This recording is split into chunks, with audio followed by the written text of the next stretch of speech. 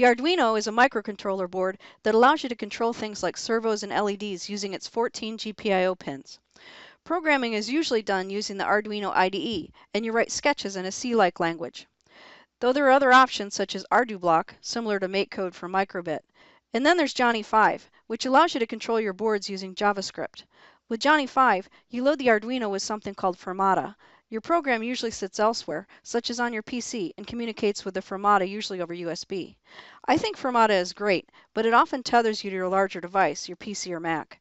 In a later tutorial, we'll get around this when we add the Raspberry Pi to our robot, so stay tuned. We're going to learn all the things.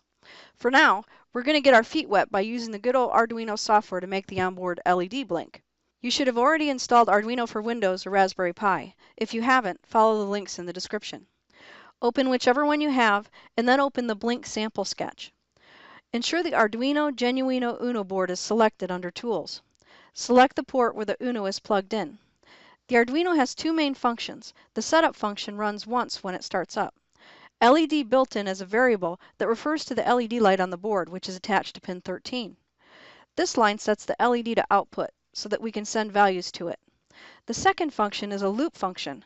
The loop will continue for as long as the board is on, constantly checking to see if something interesting has happened, or to run something over and over.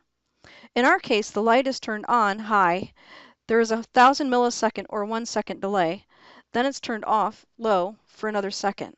Because it's looping, it will continue to do this forever. All we need to do now is upload the sketch to the Arduino, and the onboard LED should start blinking. That's it. That's the easiest of Arduino projects that we are going to build on in later videos. Subscribe to my channel and stay tuned for some much more exciting projects down the road.